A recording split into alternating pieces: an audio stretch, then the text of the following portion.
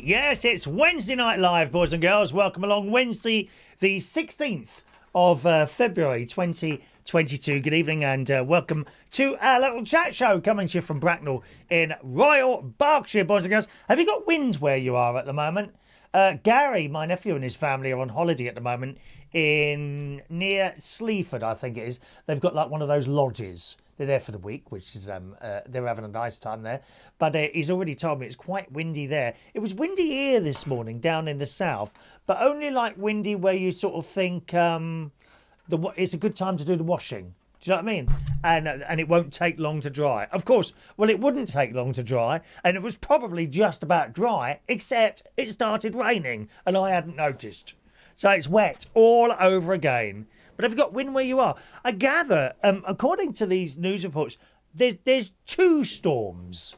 There's two storms. Reporting in that ghastly paper, The Guardian, it says winds, Dudley and Eunice. Is it Eunice? Dudley and Eunice. It says winds of up to 100 mile an hour from Storm Eunice could pound. We do like a good pounding, don't we, guys?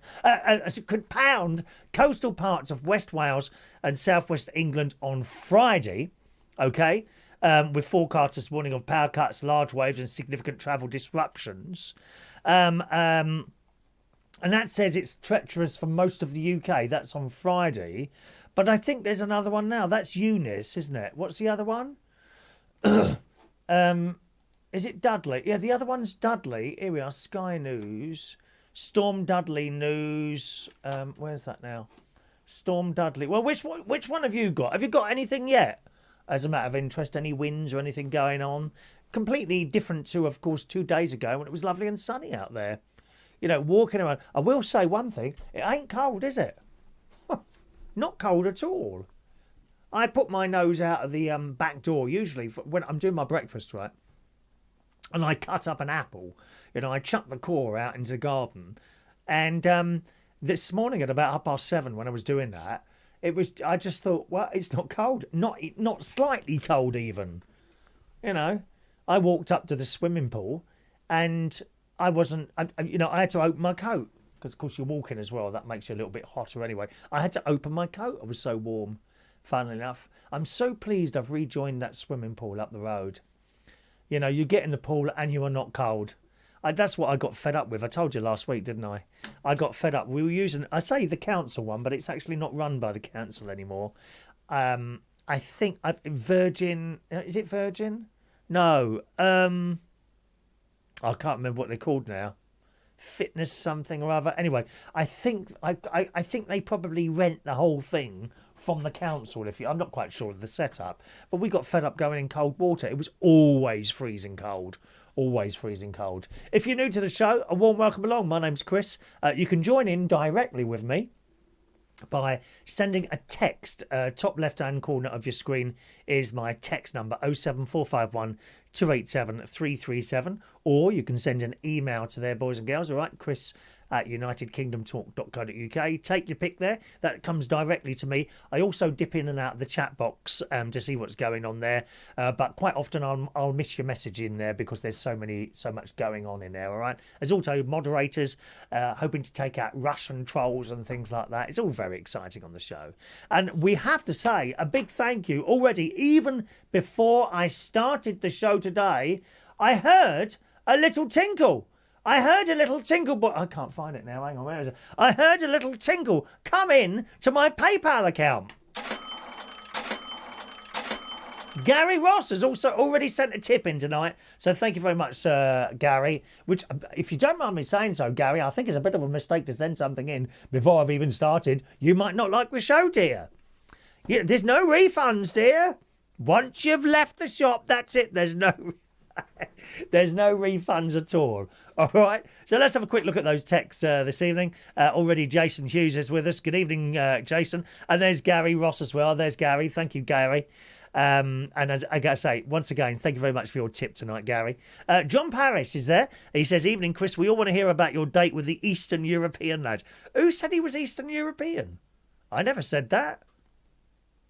Nothing's happened, I'm afraid. Nothing's happened. We might go out for a cup of tea tomorrow at some point, but I don't know. I've left the ball in his court. I expect I'll be disappointed once again and nothing will happen. But never mind. Stranger things has happened. Stranger things has happened, eh? Very strange thing going on in the news at the moment, isn't there, eh? Right, good. So that's it. Who's around in the chat box? Let's have a little quick look in there as well. We got the lovely Fran Green. Good evening to you, Fran. Lisa Barker in the house. Evening, Lisa. Rachel. There's Rachel. Evening, Rachel. Dan Woodhouse. It's never Storm Daniel, is it? No, it's not Storm Daniel. I think the reason they don't call it Storm Daniel is because it would get very confused, Daniel, and wouldn't know which way to blow. I think I'm very good at deciding which way to blow. I'm not sure you are. Now, Dan, I want to have a little word with you. Dan. Right. You put a post up, I think in the karaoke chat box Friday night, I think it was. And you mentioned going to Central Station. You weren't so sure anymore because there's never any girls. There's always seems to be a lot of gay men. I don't know how to put this. Do you know what that pub is, dear? What sort of clientele would you expect to find in that sort of pub? I know it's a little bit of a hard question for you, perhaps, but why are you surprised that there are so many gay men in there? Is there something I'm missing here? Do let us know. Who else is here today? Let's just scroll up a little bit. That's it. There's not too many in the chat box this evening, so that's great. Then there's Lisa saying hi back. Thank you very much, Lisa. Nice to see you, darling. Now, what have we got today? Oh, I had my haircut. I've done it myself again. Yeah, I bought a new one. You know, I bought a new one off Amazon. What's the make of it? Wow, WAHL. And I've been cutting my own hair again. The actual unit was £16 with free delivery, which is cheaper than one visit to the haircut, because usually I'm relieved of about £15 to £20, depending on where I go and what day. And I've started doing it again. It looks all right, doesn't it? Is it? I don't know if it's the way I'm cutting it, but there seems to be patches here now. You see, it makes no difference. If I get a haircut at hairdressers or do it myself, do I get chatted up anymore? The answer to that is no. So I might as well do it myself and save the money, won't it? Eh? More money to go in the bank. There's Fran Green sending in a text as well. Thank you, Fran. 07451 287 337. We'll open the phone lines as well a little bit later on. While I was, I have to say, I was watching a phone call, a YouTube program. I've just spoke to my nephew. I had a FaceTime with the children and all that on holiday at the moment. Watching a YouTube Border Force. I quite like that programme. Do you like that Border Force where they get all the criminals who are trying to come into the country with drugs and weapons and illegal immigrants and stuff like that? I love it. I love watching them get caught. Am I horrible? I absolutely love it. And 99.9% of the time, when I see stuff like this or police programmes or anything like that, I'm on the side of the law. I'm on the side. Yeah, excellent. Bang them up, everyone. Bang them up. You know, dodgy people beating up old people in the street. Bang them up, and all this business, right? People selling drugs and things like that. Yeah, in prison. Thank you very much. Bye. But in this case, this particular programme, Border Force, I was watching on YouTube, it was this bloke who'd bought too many cigarettes. Now, he wasn't coming in, he was going. And it seems he was on his way to Malta. Right? I don't know, a holiday. Maybe he's got a place over there. I don't know. He's on his way to Malta. And apparently you're only allowed to take out 200 cigarettes there. I don't know the ins and outs of all that business. I don't bring cigarettes into the country or out of the country because I don't smoke, and I won't get them for anyone else because I'm a bit like, oh, yeah, why are you having space in my case? Thank you very much. That's an extra 3 pairs of knickers I could put in there. You know, bringing in your cigarettes into the country. I might need... What if I run out of knickers on holiday? It's terrible, girls, isn't it? Oh, I haven't got a clean pair of knickers. Can't go out with no knickers. So I tend not to bring stuff in like that. Occasionally, I might bring in a bottle of Grey Goose because my mate likes Grey Goose. Just one. You're allowed one, and that's it. I don't muck around with anything like that, and that's it. And Anyway, so this bloke, what he'd been doing is he's bought his 200 cigarettes, and then he'd gone round to other people. Now, I don't know if he knew them or he didn't know them, but he'd gone around to other people and borrowed their boarding cards so that he could buy more cigarettes. And they'd caught him on, I don't know, the duty-free people had rung the customs. I didn't know they did this, right? They'd rung the customers. There's a bloke in here buying loads of cigarettes. Thank you very much. And they come up and they go to a table in a pub. You know, like some of the airports in this country, they have pubs. I think it's a Wetherspoons, maybe. Doesn't matter anyway. So he's in the pub with a couple of people on the table, and these three customs over. Excuse me, sir, we'd like a word with you. You've been buying a lot of cigarettes. That's it, right. So they then take him down to this place with his case. Open up the case, and in the case are 2 carrier bags of cigarettes. Right? I suppose 10 packets. So that's 10 times 200. So 200 cigarettes, which I believe is the amount you're allowed. Might be a bit more. I'm not quite sure. Maybe 300. Not quite sure. Say it's 200, right? So you're allowed 200. That would be one packet, like a long packet like that, with 20, 40, 60, 80, 100, 20, 40, 60, 80, 100. Okay? So, and they're all wrapped up in like cling film. I'm just explaining this for the people that don't know what 200 cigarettes will look like. So you're allowed 200. Which is one packet. He's probably got 10 or 12 packets in 2 carrier bags. Okay. And they're in his case and they pull out, well, you know you're not allowed to have this, and this, that and the other. Okay, fair enough. And he was very cooperative. If I was ever arrested for something, which I can't think what I'd be arrested for, but if I was, I would be very cooperative. He was very cooperative, not aggressive or arrogant or I am in any way, shape or form. He was very, very placid to these customs officers. And these customs officers, the two of them are talking sort of out of the room to each other. And one saying to the other, well, it's only cigarettes. Yeah, and the other one's like, no, he's done wrong, he's got to be nicked. It's a bit like that. And he said, well, I'll get my flight. And he said, no, I'm afraid you won't be getting your flight now. Okay, can you get a message to someone in Malta to tell them I won't be coming? And yes, that was allowed. Okay, so all this, that and the other. And then he's got to be taken somewhere else for questioning. I'm sorry, 2 carrier bags full of cigarettes. I mean, do us a favour. That is job's worth, isn't it? Don't you think? If I was the customs bloke in this case, in this particular case, they're all different, find a little bit of bleeding white powder on someone in a little packet or something like that. Yep, straight down. No problem with that. But come on. 2 carrier bags full. It wasn't even a full suitcase of cigarettes, which, yeah, fair enough. Full suitcase, yeah, send them down. 2 carrier bags. He was a bit of a, I think it was just a bit of a, let's see if I hope I get away with that. I mean, it's a bit much, isn't it? If I was that customs, what would you have done? If I was that customs officer, I think I'd be inclined to take those. Oh, right, I'm afraid you've lost all those cigarettes, including the 200 you had. We're confiscating those. Don't do it again. On your way. Would you have been like that? No, they threw the book at him. I couldn't believe it. While probably at the same time, there's people coming through with guns, ammunition, drugs, illegal immigrants, and all this, that, and the other. They're coming through. They've nicked him for 2 carrier bags of cigarettes. I think that's a bit much. And clearly, one of the customs officers is like, oh, he didn't think this should be happening either. I could tell. You could just tell, But it was the 30-something. The 30-something. It was, I don't know, probably about 40. Clearly wanted to make it a little bit of a name for himself, so he took the bloke down. Shocking. What do you think on that one?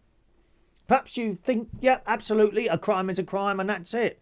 I think a little bit of leniency, really, sometimes, don't you? 2 bags of cigarettes, come on. I mean, I've never, ever done anything like that, and I wouldn't. It's just not worth that. What's the point of that, Especially like after a long flight.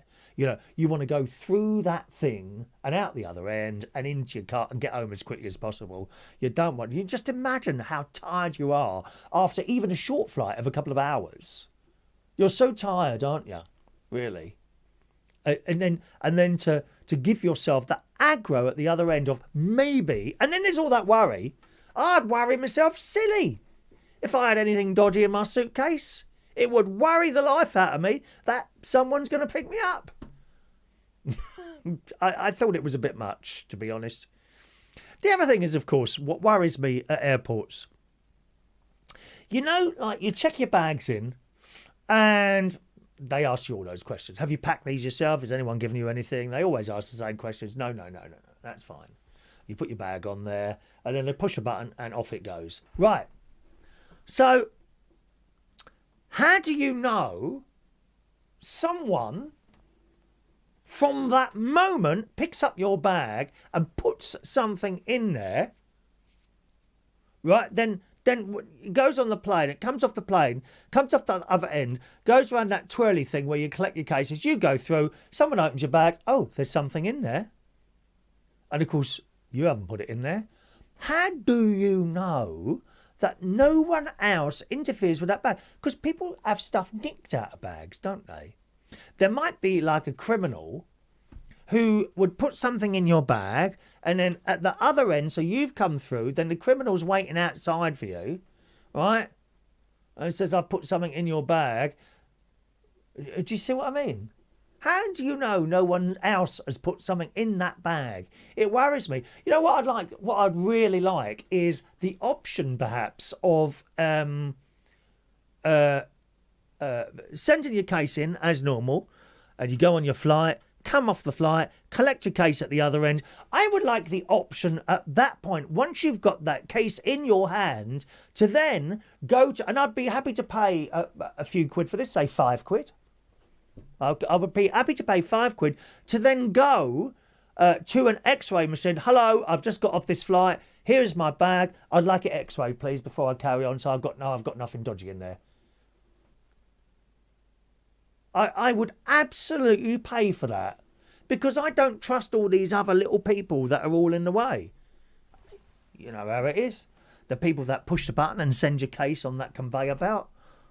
You don't know who they is. There they are, smiling. Hello, sir. Stamp your little passport and give you your boarding card and all that business. You don't really know them. Many people can hide behind a smile, dear. And then it's on that machine in the sort of back what you can't see and all these cases going around. But what about these blokes, or girls, I suppose. I don't know if girls do it as well. And then they take your cases off and put it on the plane. How do you know one of those ain't dodgy? And again at the other end. Just because it's the UK doesn't mean there's no one dodgy working there. I'm sure they're all checked out. But people fall through these cracks, don't they? Huh? Someone at Heathrow, a bag remover, well, there's a baggage handler. You know, they could slip something into your case there, couldn't they? Then you've picked it up off the conveyor belt. You've been pulled at the customs thing. And there's something in your case that you didn't put there. No, I would absolutely like a separate x-ray machine. So you pick up your case, then you go to your x-ray machine voluntarily. Hello, I've just come from, I don't know, Australia, Canada, Zambia, wherever. I've just come from Zambia. This is my suitcase. I'd like you to x-ray it, please, before I go through. And then if something's found, well, it's not going to be you, is it? Ain't going to be you, is it? Why would it be you? Because you wouldn't have gone to the x-ray machine. I'd really like something like that because it worries the life out of me going through customs. Even though there's nothing in there, it really frightens me. What about you? Text 07451 or send us an email, chris@unitedkingdomtalk.co.uk is my email address. All right, my darlings. Let's just have a little quick look. Oh, I've got information here coming from someone else. Oh, that's okay. I've had to write to up north. I've got a little house that I rent out to some people, and there's a big tree in the garden that's got to come down. It's just enormous, this tree, and all the garden's starting to lift out. So I've got to get permissions. I've already had one permission from the estate company that look after it, who says I can confirm if the tree is within your boundary, there's no requirement. And I've also sent one to East Lindsey Council saying I've been forwarded to the trees department. Excellent. Excellent. Very, very important that if you're going to cut down a tree, I'm telling you now, or even trim a tree, right, even in your garden, you must check that you're allowed to do it. £10,000 fines I've seen before. Well, you've seen that in the papers before, haven't you? Eh? Do not touch a tree until you've made sure that you don't need permission or anything like that. It's frightening. That, I mean, seriously, £10,000 fines I've seen in the papers before. I don't want one of those, thank you very much. I mean, it's bad enough. It's going to cost me £700 to have this thing cut down. But there you go. It's just one of those things. One of the perils of being a landlord. A couple of texts here. Good evening to Maureen. Evening, Maureen. She overslept this morning. Did you? Oh, well, not surprised, Maureen. I was so tired last night, Maureen. Oh, I can't tell you how tired I was. I can only put it down to the long journey. I say long journey. It's only 40 miles, but it took 2 3/4 hours to get to Walthamstow last night. And it took me through central London. It's crazy. 3 completely different routes I've taken now to get to Walthamstow, always following the sat-nav because that knows where the traffic is. The first time it was around the M25, to be honest, about 2 hours 20, I think that was. The second time it was on the North Circular Road. It's getting longer. The second time it was on the North Circular Road, which was about 2 hours 30 minutes. And last night it was through, literally, when I say through central London, Trafalgar Bleeton Square. Seriously. Trafalgar Square. And actually, to be honest, the route from Bracknell here, M3 through London to Trafalgar Square, that wasn't too bad. Piccadilly, Trafalgar Square. It was when I hit the Thames. You kind of go across this roundabout, right?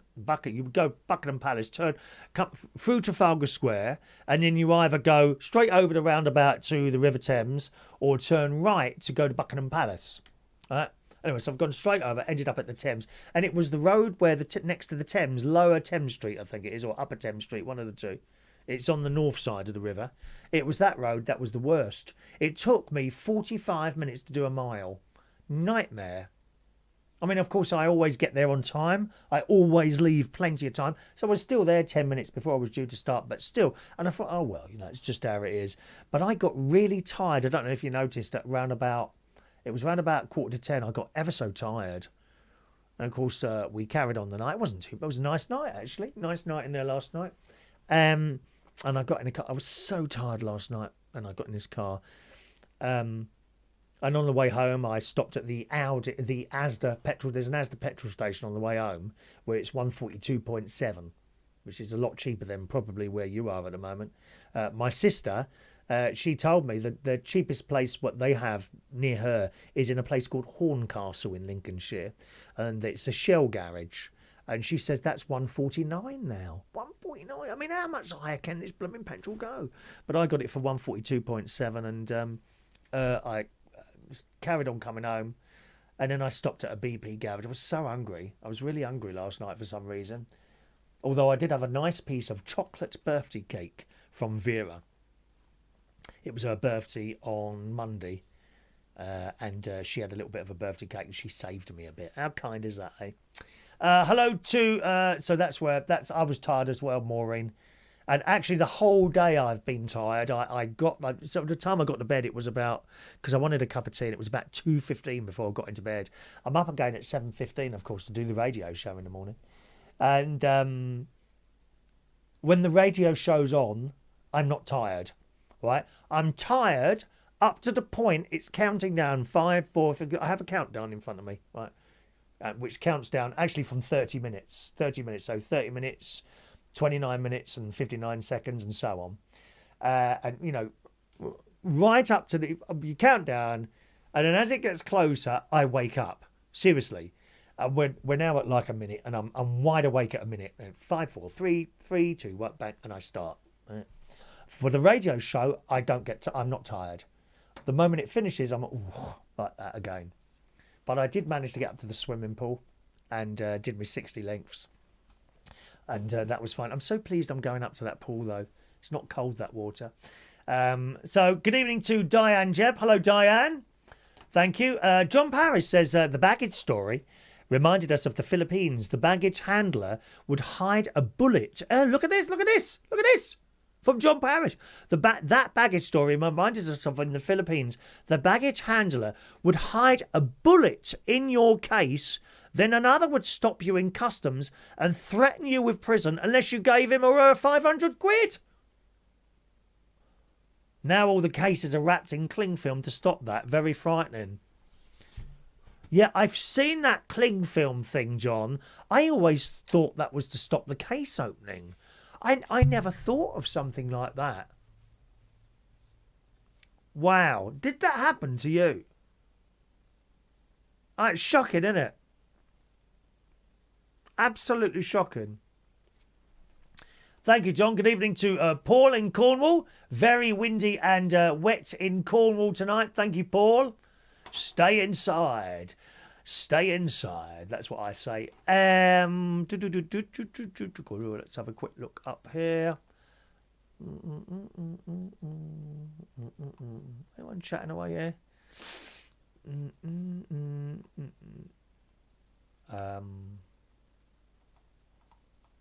Just chatting to each other there, are you? Okay, there we are. Thank you. Rachel says, on the subject of Central Station, that's why Dan goes in. He's probably after a lad as not having much luck with the ladies. Do you know what? When in the late 1980s, I was friends with a straight lad. His name was Gary. I've tried to find him recently, and I can't locate him anywhere. You know, sometimes you look for old friends and stuff like that, don't you? And he says to me once, "Is it you're gay because you can't get any girls?" I'm like, "No, Gary." And it's funny how people think in it. Hello to Dean Nelson. Are you the Dean Nelson I worked with in Lewisham? I'm sure you probably are. He was one of my managers when I did some karaoke in Lewisham. My God, that's a long time. That must be 12 years ago. Lewisham, 286 bar, wasn't it, eh? 286 bar. Gosh, that is a long, long time ago. Thank you very much, Dean. Nice to have you with us on the show today. Right, what else have we got here? Let's have a look at our list of things to chat about too. Do you use your mobile phone or tablet in bed? Now, I'm a devil for this. Do you do it, and what do you look at as a matter of interest? What are you doing on your mobile phone or No, I know some of you are probably on the hub. I know that. Don't worry. Don't worry. Chris, I am a man of the world. I know what you're looking at on your tablets in bed, especially if you live on your own. Don't worry. I do know. Don't worry. We are all adults here. Adults. We can talk about these things, right? Eh? Me? I tend to look at TikTok videos excessively. In particular, I know it's sad, animal ones like cats, lions, dogs, crocodiles, chickens. I love them. And then there's, of course, all the ones with the blokes with the tops off. I quite like those ones as well. TikTok videos, and they are, I mean, I must waste so much time looking at TikTok videos. Sometimes I wonder to myself, you know, when I go to bed, what did we used to do when we went to bed before we had a telly in the room? And to be honest, the telly in the room, that's never really been a problem because I don't have it on much. It's mainly working as an alarm clock, you know, in the morning. But ever since I took mobile phone into bed or tablet, I find myself going to bed and then for anything from like 20 minutes to an hour, flick, flick, flick, flick. TikTok videos, or just check Facebook again, or just check the emails again, see if there's an email coming in the last 30 seconds. You know, 1 o'clock in the morning. Ridiculous. And before you know where you are, an hour has passed. And I do think it's affecting my sleeping. I'm pretty sure. See, we used to just go to bed, didn't we? You know, you turn off the television in the living room. and you'd go to bed. Yeah. Now we take these damn gadgets to bed with us and we're sitting there. There's probably one or two you watching me in bed at the moment, are you? What do you look at on your little screens when you're in bed? Does it damage you, though? Because, interestingly enough, there's a story here in the Daily Mail. For years, we've been warned staring into bright TVs, phones and tablets before bed could harm our sleep. But a new study suggests nighttime technology isn't as bad for a restful night's sleep as feared. Now, this is interesting. We've all kind of heard that, haven't we? That staring at your blooming phone at 12 o'clock at night isn't good. Not according to this story, strangely enough. Researchers at the University of Delaware asked 58 people to keep a 3-day diary of their media use, detailing exactly what they watched or listened to or for how long or where. All of the volunteers slept with a small device attached to their foreheads to measure electrical activity in their brain. This allowed scientists to capture data on the quality and length of the sleep. People who were stared at the screen for an hour or less before sleeping and while in their bed generally fell asleep earlier and for longer. So according to this, you look at your little screen for an hour. It don't even seem possible, does that? That we now go to bed at whatever time, and we then spend an hour looking at our little screens. How crazy is that?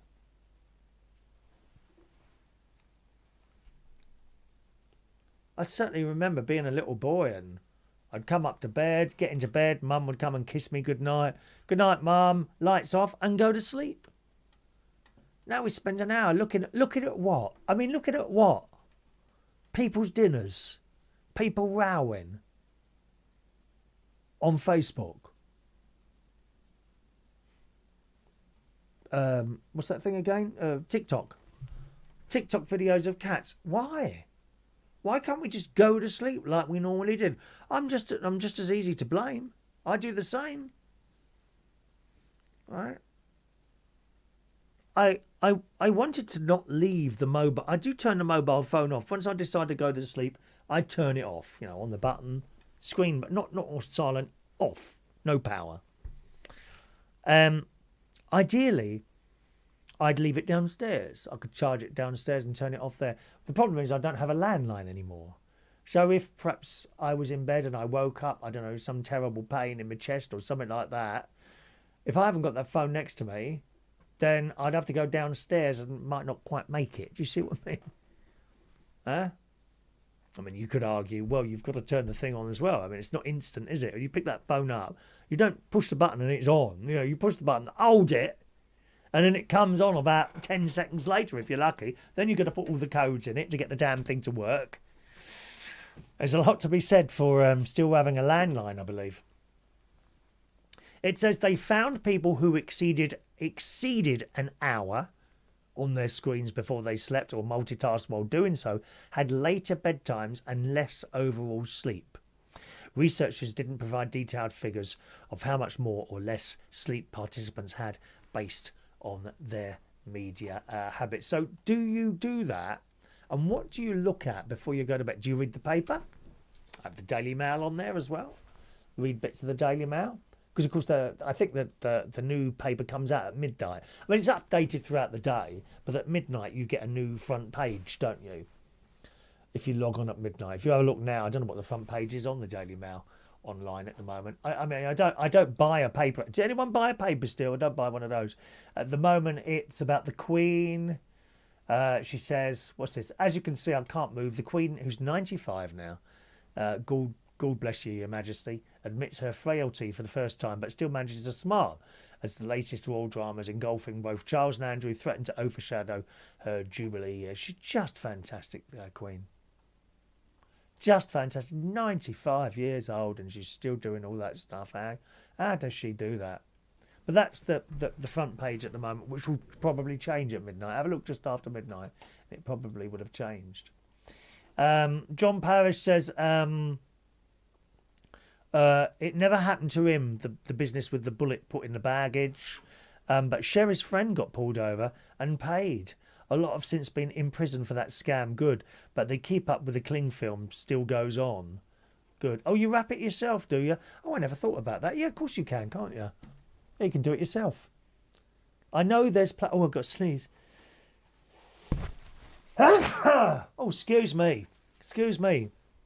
Yeah, I mean, there are... Sorry. When you go to the airport, you can see these people and then you charge... I don't know how much it costs. You can go to one of those places with your case. Oh, could you wrap this? And they do that cling film on it. That's crap for the environment, and even more plastic. But would that stop someone putting something in there? Interesting. Thank you for that, John, there. All right, text 07451 287 337. Okay. Good. What else have we got in our little show today? Did you spend much money on Valentine's Day? I hope you didn't. Terrible waste of money. All that money. If you want to buy your other half something, do it the day after. Everything's half price. We was in Sainsbury's, actually. Was in Sainsbury's yesterday, so the day after Valentine's Day, Tuesday. Just popped in there for a loaf of bread. And there's all these flowers on there. And they'd just been reduced. Original price, 15 quid. 15 quid. And I looked at these, I thought, that ain't worth 15 quid. And as we walked past them, I speak in a bit of a loud voice sometimes to my mate, and I said, oh, look at all these flowers. And then 15 quid? Right, and this old bag comes running. Oh, actually, they're half price today. I bet they are. Didn't sell them yesterday then, did you? Too expensive. 15 quid. There wasn't a massive... It wasn't like that. It was like a few flowers. Like that. Half price they were. Along with loads of other stuff which would have been half price yesterday. You know, stupid chocolates in the shape of a bleeding heart. What a load of old crap. If you want to buy your other half something, don't do it on Valentine's Day or the couple of days leading up to it. Wait till the day after. What's the difference? It's crazy. Crazy. But did anyone go and spend a fortune on a meal? Anyone? The Daily Star were reporting last week, actually. So this has already happened now. Heston Blumenthal, is that how you say it? Has launched a Valentine's Day menu at his London restaurant dinner. But you'll need deep pockets if you want to try it on the most romantic day of the year. So this is Valentine's night. Oh dear, excuse me, I burped then. Did you hear that? How much is he robbing you of? Heston Blumenthal, or whatever his name is. Now, I don't care whether you're the best chef in the world. You take the mick out of people with some of your prices, lads and girls. The top telly chef, a Valentine's feast at Heston Blumenthal's restaurant could leave lovers choking on the bill. The top telly chef is charging £135 per person for his romantic grub on the special day. But it's the wine options that might be hard to swallow. Diners can splurge £105 per person on his cheapest vino pairing, or they can go for the £195 a head prestige plonk at his London restaurant dinner. Now, when I tell you about my afternoon teas that I go on sometimes with my mate, I've been with a couple of different people actually over time. And I often tell you they're about £75 is sort of an average price. You're going to pay more, of course, at the really high quality hotels, Claridge's, the Mandarin Oriental. When we went at Christmas time, it was coming on almost just under 300 quid. But we had, for 300 quid, you know, that wasn't just a plate of sandwiches, let me tell you. You know, there was a couple of drinks in there. We had the lovely quality champagne. Beautiful. Worth every penny. Worth every penny. You know. He says, that works out at the story in the Daily Star says, it works out £660 for the food, coupled with their dearest wine, and then they have a service charge. On top of that, 13.5% service charge takes the bill to £749.10.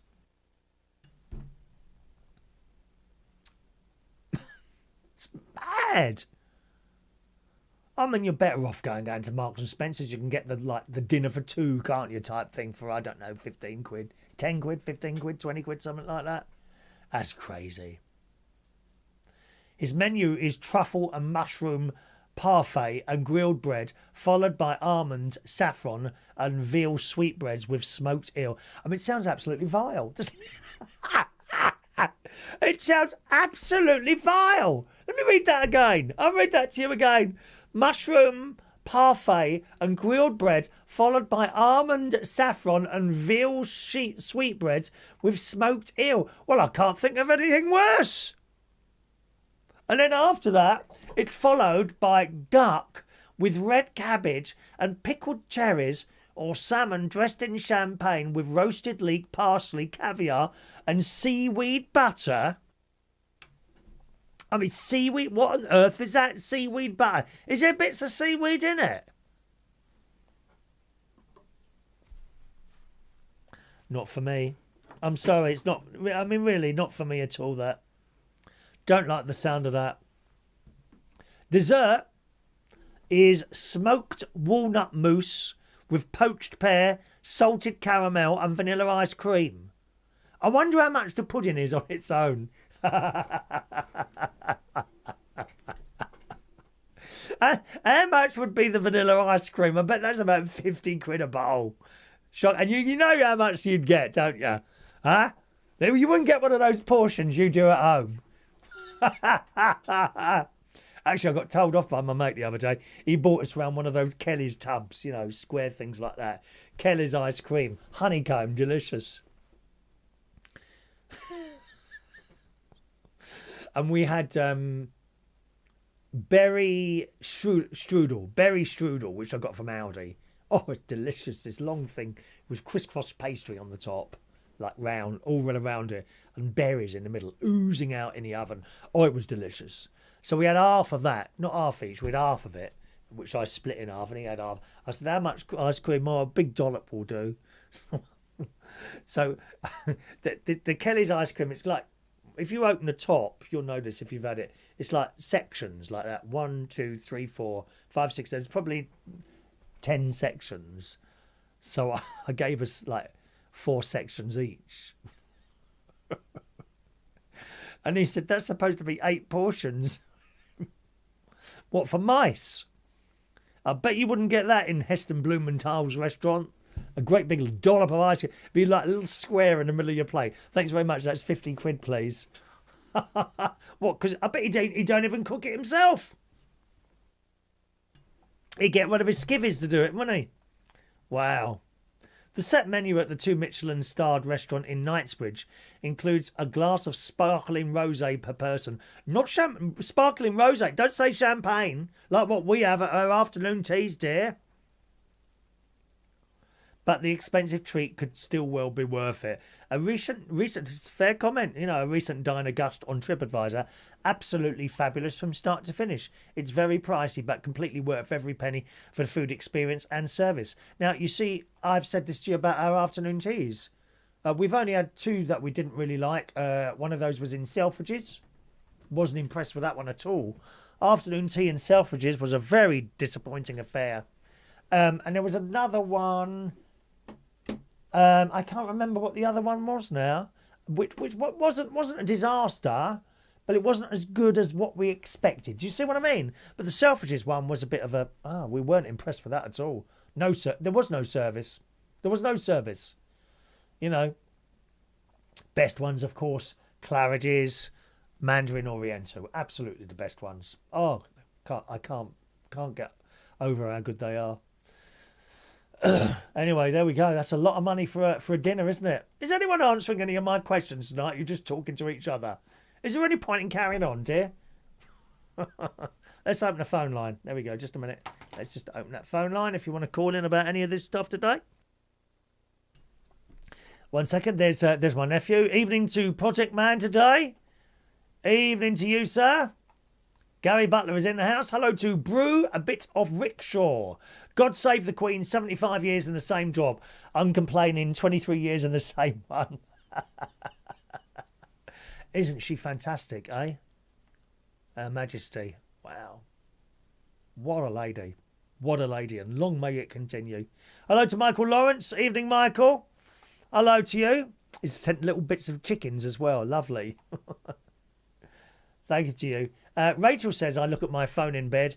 It's usually Facebook Lives and TikTok until I get very sleepy. Oh, it doesn't. I wouldn't say it makes me. Oh, my eyes start aching, Rachel, actually. My eyes do start aching looking at that stuff in bed. I will give you that, my love. Thank you, darling.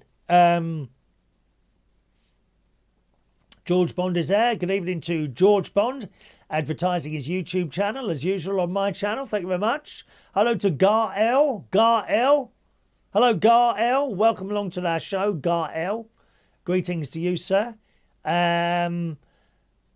Gary Ross, he paid $1 in Toronto airport in 2001. He had his suitcase cling wrapped.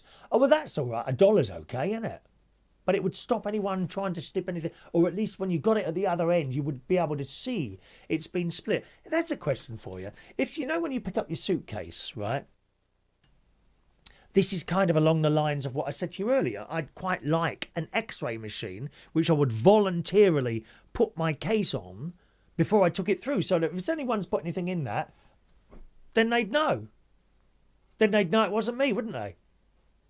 You know, if when you get your suitcase off the belt, it's been opened, or you've been cling filmed and it's been cut, can you then take that suitcase of yours straight to customs and say, hello, I've just picked this up off the belt and it's been opened. I'd like you to check that for drugs and illegal things and weapons and things. Is that like a thing? Do you see what I mean? Because you don't want to just, not to worry, you know, do it up. And then you've got something in there. And then you go through the green channel. Nothing's in clear. Then they pull you and there's something in there. Maybe that's a thing. Maybe that's a thing. If I ever had a case that had come through, the lock was broken or something like that, I would be inclined to go to the red customs thing and say, hello, this is what's happened. I'd like you to look in there, please. And then what happens if there's something in there? Do you get done? Or do they understand that there's a reason you've come through here? I don't know how it works. We need someone who works in customs or something to talk to, don't we? Yeah. I'm just in and out of that little chat box there. Brew, a bit of rickshaw. I agree. What a great woman she is. Oh, she is. Fantastic lady. She's fantastic. Right, lines are open now, boys and girls. The phone line's open. If you want to call in, it's 020-8144-3477, okay? 020-8144-347 is our call-in number. You may or may not want to use... Oh, Dan Woodhouse is calling in already. Just a second. Good evening, Dan. How are you tonight? Bong. Well, that's it. That was Countdown, wasn't it? That was Countdown. Yeah, I gave them 30 seconds. I gave them 30 seconds in the chat box to be the first caller to phone in. Then no one did. All right, okay, I'll go first then. No, not even. There's no one calling it. You're the only one who calls in. You and George and Chloe. They're the only callers we ever get. Chloe, yes. Now, I told you want me to clear up that bit of what I said about Central Station being too gay. No, I mean what I meant. Did you know it was a gay bar? Yeah, but what I mean is it hasn't exactly got gay bar in like 10-foot high neon lettering outside. No. It could be like I'm sure there's been some other people in there as well. Yeah.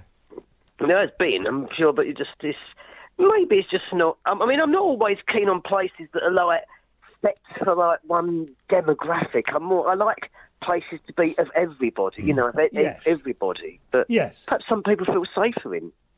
Well, I mean, demographical you've been in there. It is for everybody. It is for everybody. Of course it is, really, yeah. I mean, I may work, because my secret sister, Penny Howell, or former work colleague, as you'd know her, she has expressed an interest in coming down there one Friday or Saturday. Oh, she come. Oh, it'd be nice to have one of your friends come down there. I didn't know you had any. Yes. I've got my Penny Owl. I've got Adele Dears. Adele? She's not Adele gonna Dears. sing- Yeah, Oh, Adele don't- Dears. Yeah. Not the actual Adele come down to sing her depressing songs, is she? No, Oh, this thank God for that. Adele is much better than that Yeah. one. Good. Yeah. She's about 1 and 2 foot taller than me. Right. So if you end up standing there next to her and then your eyes go down a bit too far, she starts saying, "Daniel, you get the bloody."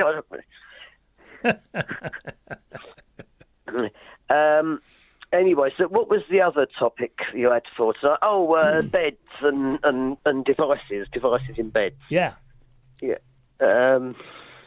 Well, I'll tell you what I do. Do you know I compromise? Oh, do you? Yeah, well, what I do is I watch actual videos in the early part of the evening in bed. But then as I know I'm going to bed, I switch it over to audio-only videos. Do you go? So that in other words, like BBC Radio Collection, The Goon Show, or my latest one actually is The Men from the Ministry. Do you go to sleep with the radio on? Yeah, well, in my place, in Romford, Yes. in my Romford premises, I sort of have to, really, because I get a bit scared. It's the neighbours. They're very noisy, let's say. And, Oh, are they? And they can't even close the door properly, In what way without are they having to noisy? bang it like that. In what way are they noisy? Well, Are they they can't even neighbours- close the door properly without banging it. Are they neighbours next door in the flat next to yours, or above or below? No, well, all over, really. I think it's like it's like 2 at the bottom, 2 in the middle, and I'm one of the 2 on top. What, you living in a tent or something? Is it a converted house? No, it's a normal, just a 3-story block of flats.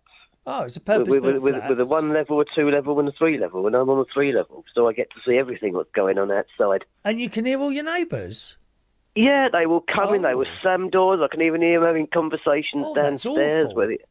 Because we had when I had my first flat in Wandsworth in southwest London, and indeed our masonette was basically an upstairs downstairs flat in Roehampton. We never heard our neighbours, never. My sister used to have a very similar house as well to what we lived in when we were children. Same house, but in a different down the road a bit. And I don't think she ever heard her neighbours. You must have very thin walls there. Who built them bleeding flats? Yeah, well, probably on the cheap. In fact, I know that they're new because a photo has actually emerged of my area from about 25 to 30 years ago. Oh, right. Yeah. And it was just normal houses there then. And they look so run down that I suppose they must have had to have been demolished. And this new estate was put up with some, I don't know what you call these sort of houses, that they're like mini houses or something. They're like, we've got the flats on either side, and at the back of the estate, there's these like mini houses that it's the sort of thing that like Les Dawson might have said, when I was young, we used to live in a house that was so small. When it rained, we took it in. Yes. Hang on. I think some years ago, they decided that people didn't want to live in high-rise flats. And I think some of them were knocked down and replaced with small houses. Maybe that's what happened where you were.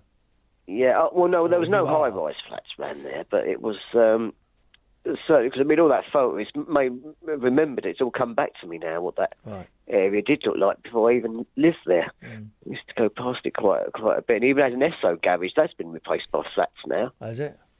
Yeah, and I mean, there they actually get a balcony. Right. Yeah, we don't get a balcony on our No house. balcony, dear? All we get is a window guard. Well, how'd you dry your clothes, dear? Well, you just throw it over the window guard, I suppose, how and awful. you throw it over on a nice day, or on a cold day, you just have to use the clothes horse. See. Oh. I mean, Yeah. I at the moment I dry. Well, I mean, as I said at the beginning, I hung my clothes out and they were almost dry. Then I went to bed and I woke up, and it had been blooming raining, and it hadn't been chucking it down, but they were certainly damp again. Yeah.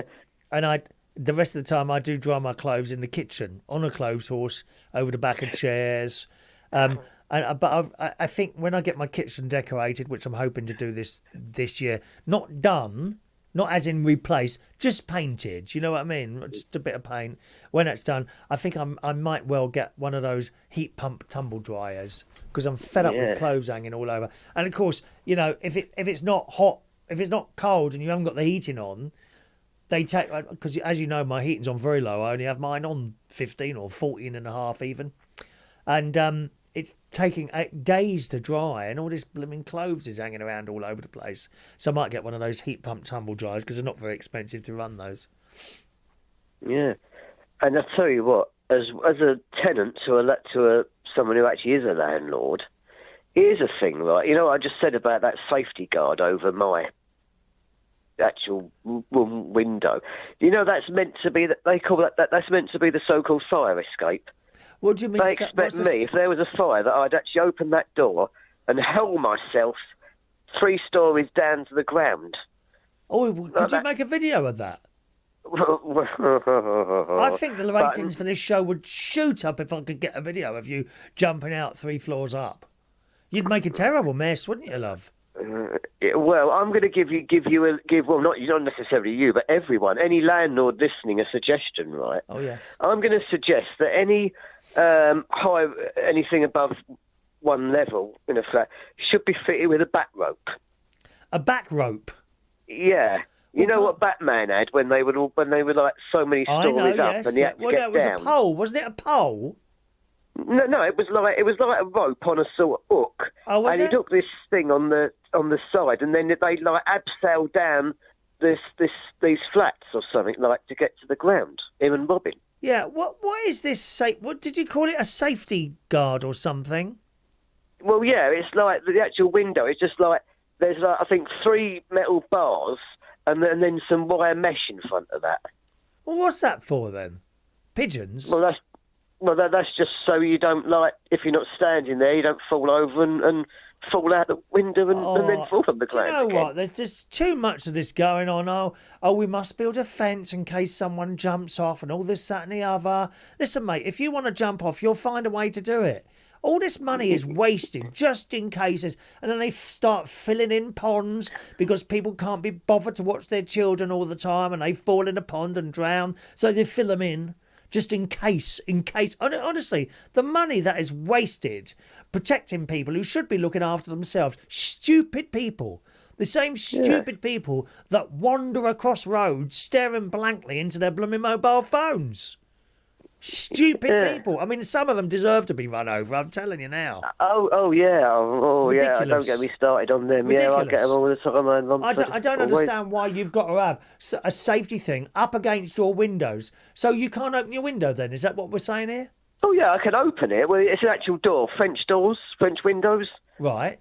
That's what it is. So they can be opened, yeah. But then when you open them, there's like 3 metal bars in front of you, and then a wire mesh over the front of that. And they expect to hurl yourself to the ground if there was a fire. Now, as far as I'm concerned, that's safer to attack this so-called back rope to it, hook, you know, and then it could be one of those ropes like you had in sport at school, the gymnastics where you had like hang on that rope thing, and they're strong, aren't they? I wasn't a fan of PE. Gary Ross wants to know, how are you supposed to jump if there's no balcony? Hello to Christina. Well, evening, Christina Hunt. Evening. With a H, sorry. Carry on. Oh, thank God for that. Yeah. As long as it's not not a spoonerism. George reckons you could put your mattress on the bottom, they jump out the window. Well, you can't get the mattress out because you've got some sort of chicken wire thing in front of you, haven't you? Yeah, well, knowing the amount of rubbish people that I've seen that's been thrown away before, I'm sure you'd think there would be a spare mattress going. Dreadful, dear. Dreadful. You know me. We had one just before Christmas in the other block. Yeah. And they'd actually put like near enough his whole bed outside. Yeah. That it would have got rid of. And the actual mattress had toppled over, so it's now covering the whole of the pavement. Oh. Is it wee stained? Yeah, it didn't exactly look very pleasant. Oh, how awful. Yeah. Awful. I didn't really want to touch it in case I got coronavirus. Gary says you've got to buy a cape. Buy a cape. You could fly out of there like a vampire. Because you've got the teeth, haven't you? Yeah, or maybe buy those eye things that you used to wear. that. Evening to Mick, built in Scotland. Hello to you. John Paris says, buy a rope. You're supposed to jump on the what? On the fireman's catch. I don't know what that is. Oh, onto the fireman's catch. Don't they catch you when you jump? The fireman's catch. I thought that was a pub down the road that I saw once. I don't know what it is, dear. I don't know. It's very complicated, isn't it? Very complicated. Well, it was complicated as my bit of Shakespeare the other day. Yeah. You say about that on the radio, you fall asleep to the radio. John Paris says we can't sleep without radio on Always Talk Radio, mainly LBC, which I don't listen to LBC much at all anymore. I used to be a great listener to Nick Abbott, but he just became so bleeding left-wing and going on and on about this. Oh, he was obsessed with Donald Trump and Brexit for years. On and it's a shame really, because when he first started he was very funny, but he's become really political and hates anything to do with government so I don't listen anymore to him. There we are. Well, I don't really got that far, to be honest, with radio, but no, my scene mostly goes in comedy, really. Yes. So, and especially so I haven't a clue, and Count Arthur Strong. What's that? The other one. Count Arthur Strong. It's a new. Well, it's because it's been on television as well, but it's on radio. It's called Count Arthur Strong's Radio Show, and it's about this bloke who's some retired celebrity, was a retired celebrity. Yes. And his brain's got a bit funny, and he starts thinking that he's still on the stage and all that sort of thing. Okay. And he often gets he ends up doing spoonerisms. Or saying things. What's spoonerisms? What's that? Well, spooner. That's like that. Like what Ronnie Barker used to do, where you might be meant to say the dear old Queen, but it might come out as the queer old Dean. Oh right, so you swap two consonants, initial consonants round, and you get two completely separate words. Yeah. Oh. So he's been known for doing that. I think there was a bit where someone fell over in the street, and he went, "Oh God, has he fallen?" Quickly, someone phoned BHS indirect. Instead of NHS Direct. Oh, I see.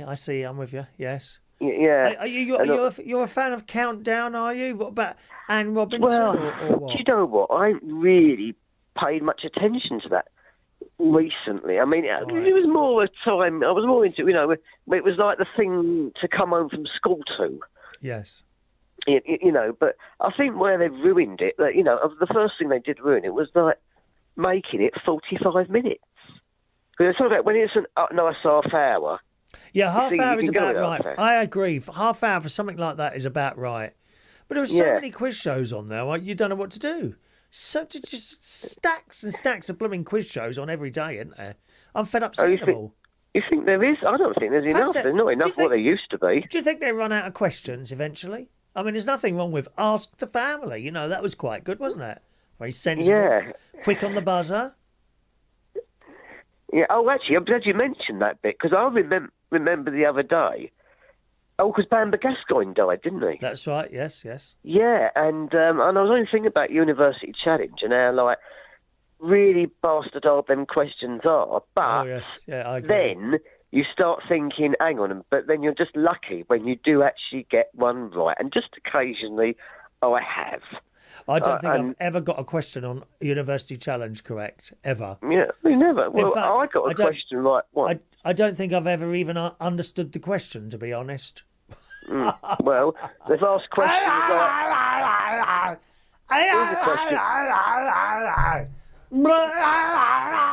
Sorry, I've lost it for plot now. I've gone a little bit funny now. Yeah. Sorry, I got a question once. Which was about mathematics. Oh, you're not going to ask me a maths question, are you? No, the question, I can't even remember the exact question, but it was something along the lines of... Sorry. I'm sorry, the boredom alarm's gone off, darling. I'm sorry, this call has now become boring, darling. I'm going to have to let you go, Dan. Thanks for calling. Bye. All right, then. See you next week. Bye. Yeah, sorry about that, but it's nothing I control, Dan. It just goes off eventually, you know, when the call becomes boring. What's the maths question, dear? Oh, God, it was something based on, like, if, what is, like, such and such number, then divided by another number, and then multiplied by, then subtract this and add that, and do all this and do that. And I just sat there, and I just thought, like, off the top of my head, I thought, is it 3? You know, and Mum's there, I was like, Mum, you know, I think that's 3. None of the teams got it right. And then Jeremy Paxman, he went, no, you got it right. The actual answer is 3. And I was like, what? How did I get that? I just couldn't believe that. I knew that. I wasn't a fan of Jeremy Paxman, to be honest. Oh, you know who's fallen off his bike today? Jeremy Vine. He's got black eye and everything. Oh, has he really? Poor old sod. He's another one of those. Riding on the pavement, was he? Lefty lovers, honestly. Do us a favour. Thanks, Dan. Nice to talk to you. All right, then, Chris. Bye. Dan calling in for you this evening, boys and girls. All right. Hello to Shania Steele's here. She's just finished a rosary. Evening, Shania. All right, darling. Good evening to Chloe Ramsey. And it's her granddad's birthday today. Happy birthday to your granddad there, Chloe. You all right, darling? Okay, my love. And let's just pop into that little chat box for a moment or two where we're going down the bottom there. Are you chatting about... what are you chatting about there? Football again? This is why I don't come in and out of the clap box. It's just impossible to pick out interesting messages rather than people talking about bloody football and cars all the time. Hello, there's Glenda. Hello, Glenda. Good evening to Glenda in the US of A. Evening to you, Glenda. Nice to have you with us live on the show today, darling. Okay. Scrolling up quickly there. There we are. I think we'll leave that there. Good. 0208 144 3477. A nice thing to happen. Let's get this little story in today, which I've already told, incidentally, on my radio show. So if you've heard this already, you'll know what I'm about to say. So go and make a cup of tea. But I thought this was worth telling you. So I was setting up for my karaoke on Saturday night this week. And there was also a club night going on in the basement bar downstairs, which they have. I think it's every 2 weeks they have this particular club night, which is a fairly young attended crowd to that, right? All boys, right? And so I'm setting up, and this group of lads have come in at about 20 to 7, I suppose it was, 6:30, 20 to 7. And the last couple of times they've had this club, they have been coming in earlier because a couple of them like to sing before they go downstairs. Because I don't think they start downstairs till 7 or 7:30, something like that. Right? So I'm setting up, and this one's come up and he wants to sing. So I said, well, yeah, I could start early for you. It's no problem, you know. I'm not one of those people, you know, if I'm booked from 7:30, I start at 7:30 and not a moment before. If just someone wants to sing, we'll start. And that's it. Why would you wait until 7:30? If someone wants to sing, you might as well just start. So he sung a couple of songs and that's it. And then it was all getting up to go downstairs. Okay, good. So a little break here before we start proper, because there was no... Oh, actually, I don't think we did have a break. So there was another singer on. And I had to go out to the car for something, which was right outside the front door. As I'm going out to the car, this group of lads were leaving as I was leaving the stage. We go out the same door, you see. And this boy said to me, hello, can I ask you a really random question? So I said, yeah, what's up? He said, did you used to buy your cars from Toyota in Bracknell? I said, yeah, that's right, and I still do. He said, you won't remember me, but I used to come in on a Saturday. Okay, right. He said, you don't recognise me, do you? I said, no, not at all.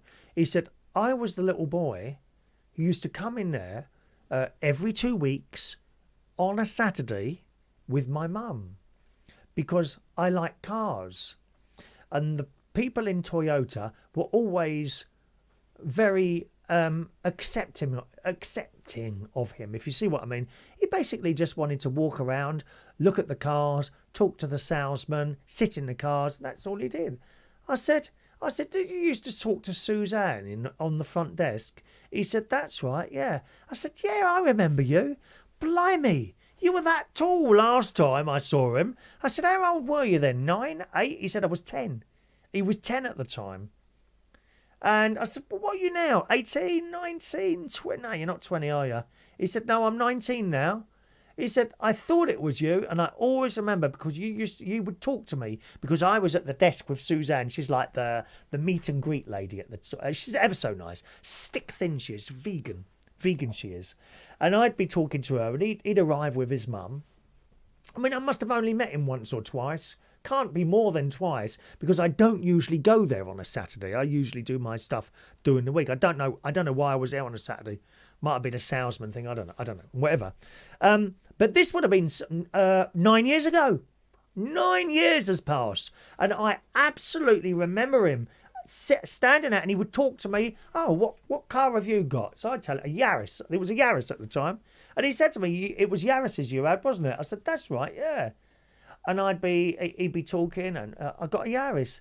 Oh, right, okay, what colour is yours? And I told him it was a white. I think it was a white one. I think it was white or red. Can't remember the colours now. And he'd have this little conversation with me. And you know how they are. They chat away, these little people, don't they, girls and boys.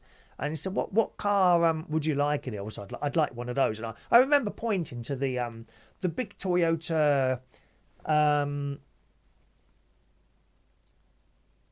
so you got the Igo, the Yaris... The RAV4, there's a bigger one than that. It's a bit like it was like a 4-wheel drive type thing. Huge thing this was. Huge thing. I said I'd really like one of those. I might have one of those one day, except it won't go in the garage. Oh, right, okay. I like that one there. And I would talk to him at this desk with Suzanne. And he recognised me and he came up and said hello to me. How nice is that? How nice is that? And I thought that night, I went home that night feeling quite happy because of that conversation. And Harry'd come up and said hello to me before he went to the club night downstairs. Fantastic, isn't it? Lovely story, that. And he'd be there with his mum. His mum used to bring him in.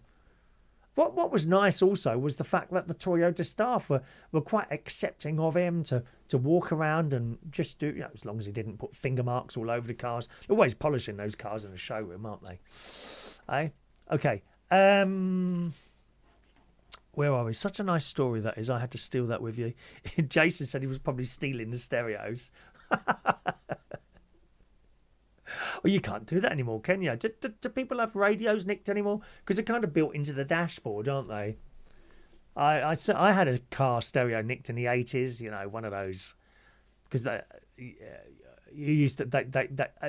They done stuff to them to make them less... likely to be nicked, which was no good, of course, if you left the damn thing in there. Do you remember the pull-out stereos? You used to actually literally pull the stereo out and take it with you. And I had this one with all these, like, graphic equaliser and all that, like a lad's car type thing and all that business.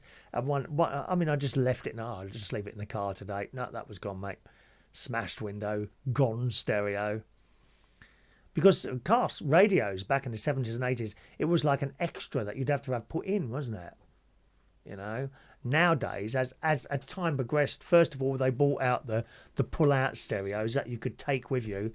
I'm just trying to think of the make. Audio something or other. Anyone remember? Makes of car stereos. Oh, gosh. It was a big thing. It was heavy. It was heavy, this car stereo. They had the pull-out ones, and then eventually the manufacturers started building in very high... I mean, my stereo in a Toyota is fantastic, but it's all built in. You can't just nick the stereo. You'd have to have the whole front blooming dashboard out, I think, which I don't know how useful that is to a thief. Bit of a job getting out something like that. And of course, they're all now built into the car, aren't they? And they're decent stereos. Bose, I believe some of the... No, not Bose. Some of the Toyotas have got J... Oh, God, what is it? J something or other. J something, was it? Was it like that? Something like that. Rachel said it's catalytic converters they are all after nowadays. Yeah, we've seen a lot of news stories around here like that. Most people around here, they don't use the garages. It's ridiculous. Don't use the garages. They got garage full up with crap. I mean, things like settees and sofas. Well, I mean, you know, once it's been in the garage for a year, you wouldn't want to use that again. It's all going to be damp, isn't it? Probably full of insects as well. I don't like insects, Rachel, especially spiders. Oh, wait for it. I've now said the word spider. Watch what happens in the chat box. Watch carefully. So there we are. What else up here? Bum.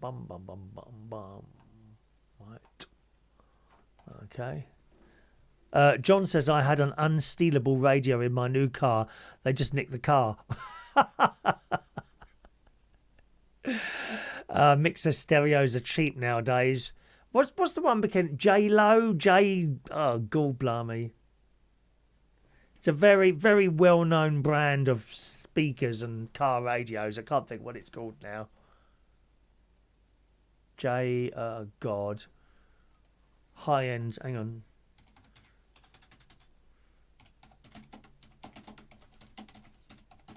High-end car radio. Sony, blank point. No, not Carp. Oh, God, I can't remember now. What else have we got? GSM, blank point, Pioneer. Sony, Cyrus. Alpine, I remember that name, Alpine. Wasn't an JBL, that's it, JBL. One of the, some of the Toyotas have got JBL speakers in them. You know. Not bad, is it, eh? Super woofers, I've all got those in there. JVC, there's another one. Pioneer, Sony. Yeah, I can't remember the one. Actually, it might have been an Alpine. Or audio something. Maybe an Alpine stereo I had in my old car in sort of 1984, I think it was. I had a Triumph TC. Audio line. Could have been Fran. I can't quite remember. It just had all this graphic equalizer stuff on there and everything. Good. Thank you. Tinder Swindler. There's a good thing for you to watch as a Netflix film. There's a lot of people watching that at the moment. And it's really good. And it's about this bloke, right? And he's on Tinder. And he gets chatting to a girl. Except it's not just one.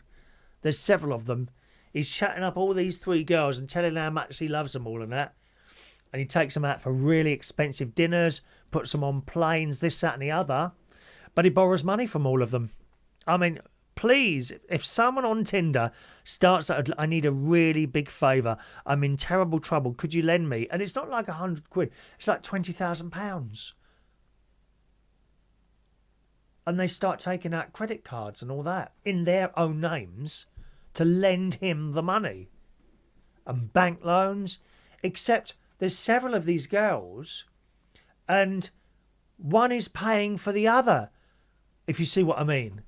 So he's taking out this girl here, putting her on a plane. Well, girl number 1 is paying for that through loans and credit cards. It's unbelievable what this bloke got away with. Good looking bloke. So watch that. It's fascinating. How on earth, even there are people who have never met someone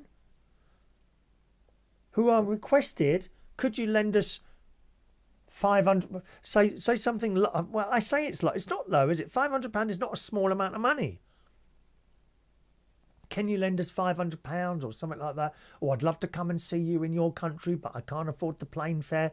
Could you send me £2,000, please, for a plane fare? And they send the money. They send the money. I really would like to come and meet you, you know. I'll get a plane ticket, but unfortunately I can't leave my mother at the moment because she's due some surgery and we're saving up for that at the moment. Unless you could lend me the money, then I can bring it back to you when I come over and see you. Please send £5,000. And they send the money. I don't get how people can be hoodwinks like that. I just don't get it. I mean, I could sniff a scam email out a mile away. I had one the other day. It was something to do with NHS passports. You know, if you want it quick, pay this money now and we'll send you one, that sort of thing. I don't think I saved the email now. I meant to save the email and mention it to you. Let's have a quick look. See if I did save it or not. Cheap energy. No, it's gone now. It's gone now. I can't remember. It was another scam email, and I could smell them a mile off. And why people just don't see it, do they? Anyway, the end of the film is fantastic. I won't tell you what happens, but the end of the film is great. And you're like, yes. So that's something for you to watch on Netflix, perhaps after I've finished. I think it's a couple of hours long, that one. Tinder Swindler. Tinder Swindler on Netflix. Be aware of all these scams, especially the bank ones. No bank is ever going to ring you and ask you for your password. You know, the Inland Revenue won't send you an email saying, enter your details here, we've got some money for you. Just not gonna, it doesn't work like that. But the amount of people that are scammed is just astounding, really. Even text messages, sometimes you get text messages, click this link now. You know, similar to the trolls. You see the trolls sometimes. We don't really get them on this channel, but certainly on the karaoke channel there's a lot of that going on, isn't there? And our very dear moderators look after that for you all. Fran Green says most cars won't fit in the garages now. Or it depends on the car. I mean, my car's fairly large. It's a RAV4. And I get in the garages. No, people just fill up their garages with crap, Fran. I do. And then 20 years later, when the person dies, it has all to be emptied out again and chucked away. Why put it in there in the first place? Mind you, you could argue that we've all got lofts like that, haven't we? Something goes up into the loft. When does it come down again? Unless it's the Christmas tree. And that's not up there. Christmas tree's in a cupboard. I can't be going up and down those ladders every year. I say Christmas tree. It takes about 2 seconds to put my tree up. My mate does really good Christmas trees. I've showed you photos before, haven't I? Fantastic Christmas trees he does. Tinder Swindler. All right. Glenda says a lot of elderly people get scammed like that. They are lonely and fall for it. Yes, Glenda. Yeah, we've had a couple of programmes on the telly, Glenda, about middle-aged ladies. And they start getting contacted by really good-looking young men. And they start sending over the cash. Some of them do meet. I think some of them do meet up. I seem to remember there was a lady on one of the morning television programmes who had a really young Egyptian boyfriend. And this was and she went into quite good detail of what they got up to. Which rather upset the presenters. I mean, if you can, good luck to you. But if you're going to pay all that money, you want something else at the other end, don't you, Glenda? Built in Scotland says, don't open emails like that. No, don't ever open those emails. If you think it's a scam, it probably is, I reckon. Even I've had the Building Society ring me up once, you know. I can't remember what it was. And he said, I just need to take the first and third letters of your password. I'm thinking, why would you be asking me for my password? I said, I don't know. He said, I don't know. You're not nationwide. And I must say, he sounded like he was from a bank. He had that tone of voice on him. You know what I mean? And he said, no, you're quite right. He said, I'll put the phone down now. He said, look up our number on the internet and ring that number. Someone else will probably answer you. And I spoke to them. And it was indeed a genuine call, but I thought that was a bit odd. They did ask for the first and fourth letters of my password, which are 0 and 7, incidentally, just in case you ever need them. All right. Gary says, I got an email saying if I sold if I'm the sole heir to some old woman who snuffed it and I've been awarded her entire estate of £2 million, but to release the money, I need to pay £3,000 for the hair hunters. I tell you what I need, Gary. Hair hunters, look. Hair hunters. Glenda, just on the subject of the music system, Bose, of course, they're fantastic, aren't they, Bose? Grundig was another one, Jason. Gary Ross Albert, yes, and Bush. I remember all those. Mick's still got a sub in my car. Oh, I tell you what, Mick, you should have heard my nephew's bit. I think he's still got it in there. He's got this speaker in his car. Oh my God, it hurts your ears. It hurts your ears. I always remember before he got married, when he was a lad with, I don't know, one of those lad cars. Was it a Vauxhall Nova or something? I can't remember. If I remember rightly, he took out his back seats and replaced them with speakers.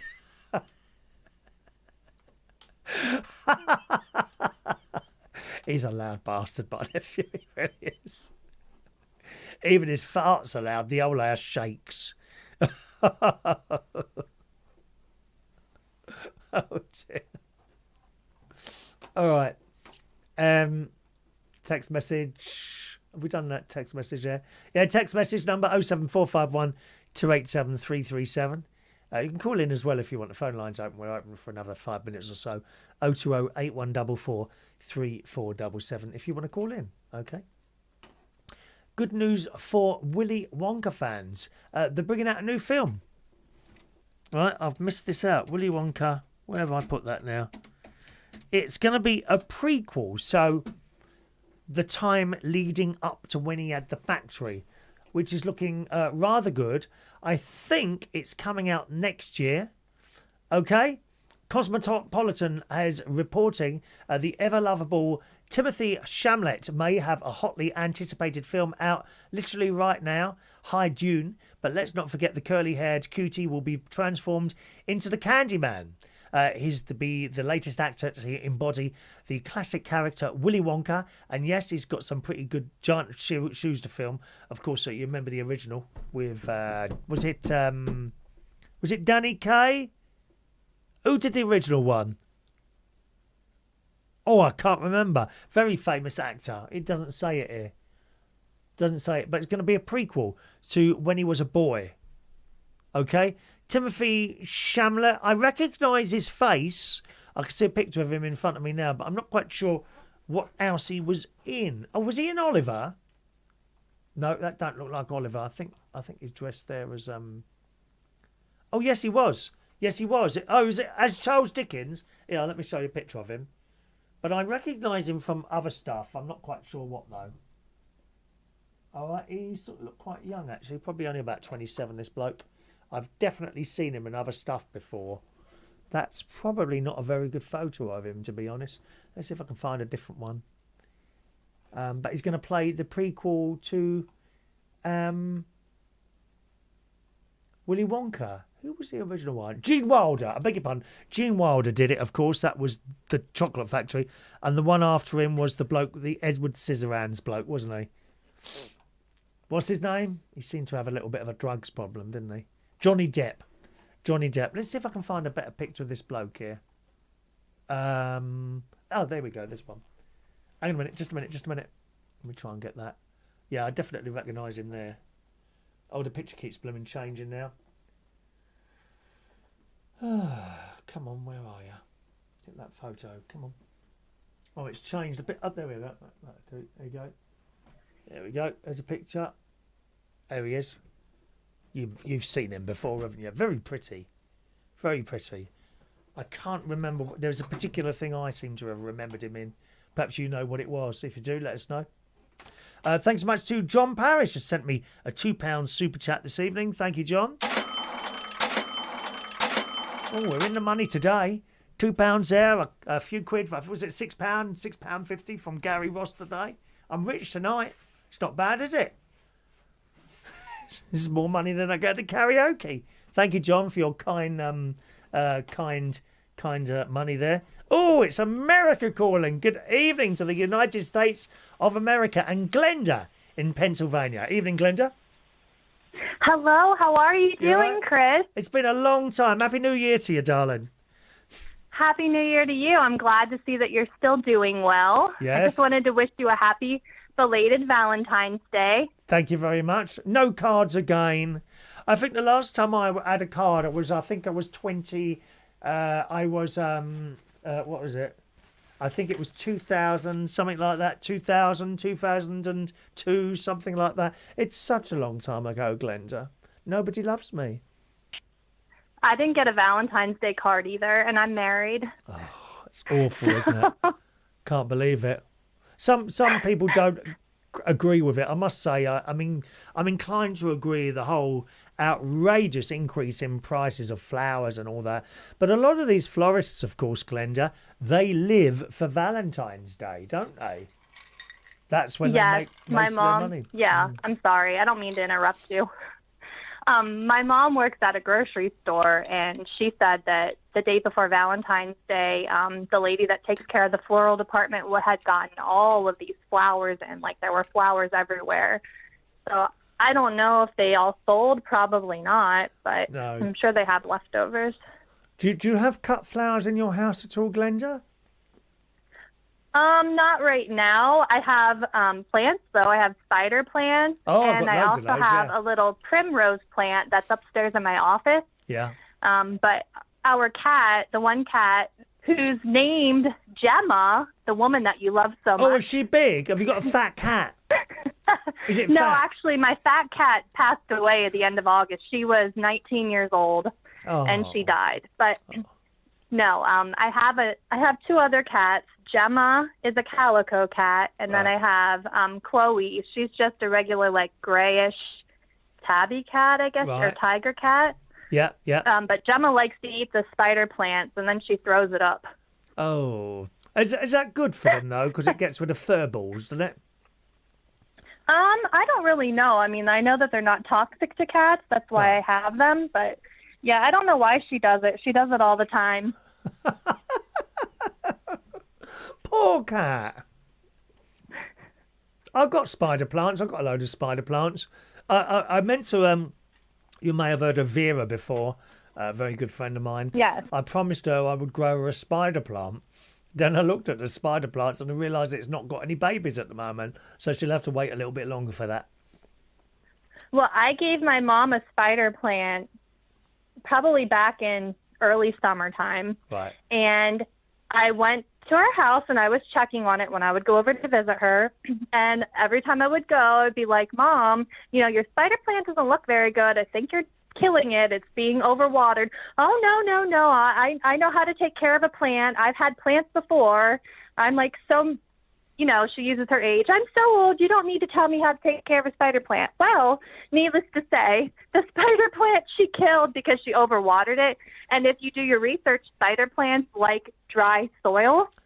So they don't like moist soil. I was going to say. My mom ended up killing it. How on earth do you kill a spider plant? I've never killed. They're so easy to look after, aren't they? My mom did. So I gave her, you know what, and told her that I was offended that she killed the spider plant that I gave her. Wow. I don't know how she's managed that. I know about the water thing because, of course, I've got, I think, 1 or 2 spider plants up at the caravan, and there they can go for 2 months without any water. When I get there, the little bit of earth is so hard, and the spider plant is not dead. She overwatered it. That's what happened. She was giving it too much water. Oh, Rachel says their cat is always chewing the plants as well. I guess it's a cat thing. I don't know, but she does it and then she throws up. And then the dog chases after the cat. Like our puppy that you helped me name. She's not a puppy anymore. She's a little over a year old. But Brooklyn, she likes to tease the cat. She's actually playing with her right now. And the cat tries to go after her and she goes after the cat. See, that's the sort of videos that I like watching on TikTok. And you see on TikTok the most amazing friendships between different either humans or humans and animals or animals and animals, like friends. Like there's this mouse and this cat. And they're such good friends, and the mouse wants to go to sleep. It finds the cat, crawls underneath the cat and goes to sleep. And the cat's quite happy with it. Yeah. My ferrets go and lay with my cat Gemma on the bed.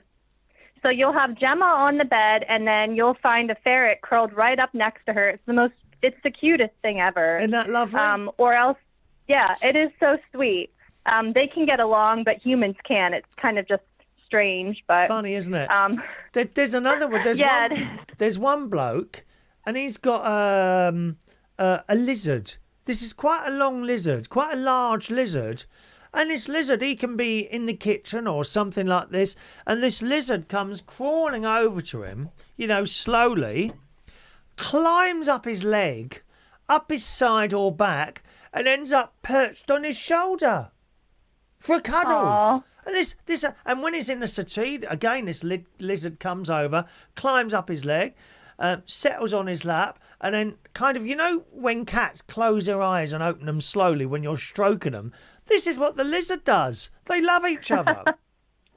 It's wonderful to see all this business going on like that. I've not seen a very friendly crocodile before, though. We have a place, it's in Allenwood, Pennsylvania. It's probably about maybe 25, 30 minutes from me. But there's a place called Reptile Land, and you can actually go and visit all of the crocodiles, and they have alligators, they have all types of lizards, poisonous frogs they have there. They have tortoises, like the big turtles. They have all kinds of things there. So it's a really neat place to see. Big snakes. And yeah, so when you said the alligator thing, that made me think of Reptile Land. Are you not a little bit worried that you might get eaten while you're in there? No. No, actually, there is a place. Yeah, there's a place close to, it's probably another half an hour, 40 minutes away from where I live, but it's called T&D's Cats of the World. Right. And this place is so neat because they have these, like, tigers, they have lions, and it's like acres and acres of land. They have wolves, they have deer, all kinds of different wild animals, monkeys, and they're not in cages. They're like in the big enclosures where they can walk around, actually, and in the land. And it's just a really, really neat place to go visit. See, if you would ever come over to the States, I could take you to these places. I think you'd like it, actually. Oh, I want to go to the States. I want to go to the States. I can't be doing all this COVID testing and masks and businesses on planes. I'll wait till it's all gone. Oh, I can't be doing all that testing and masks. I mean, imagine wearing a mask for 8 hours. Sod that. I feel sorry for the nurses. So you were talking about snakes a moment ago. I saw another TikTok video of this snake. Now, you know how they swallow animals whole, don't they?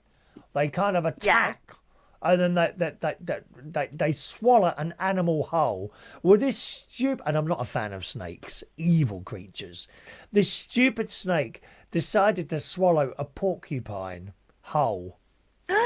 Yes, of course. It went down all right so far because the porcupine spines go one way. So if you swallow them down that way, it's not going to be a problem, is it? When you think about it. Do you see what I mean?